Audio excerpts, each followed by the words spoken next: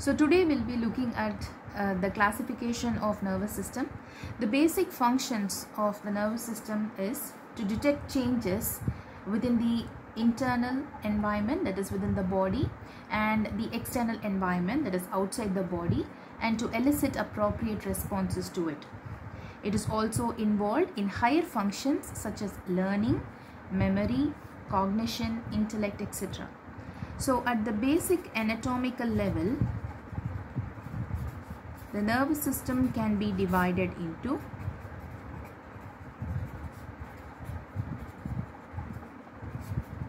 central nervous system and peripheral nervous system. The central nervous system comprises of the brain and spinal cord. The brain is enclosed within the cranium and spinal cord within the vertebral column. The peripheral nervous system comprises of the cranial nerves and the spinal nerves.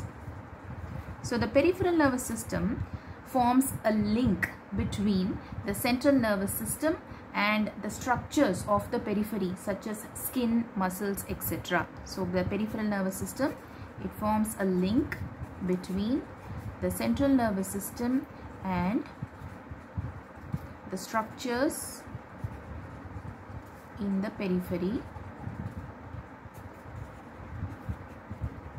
Example, skin, muscles, etc.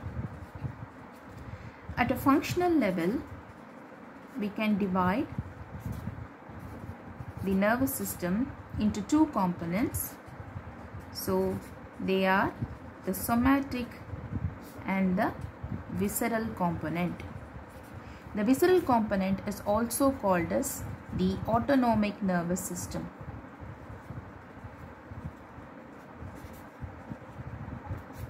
The somatic nervous system detects changes in the external environment, whereas the visceral component detects changes within the viscera or the internal organs. The somatic component and the visceral component are present in both the central nervous system and the peripheral nervous system.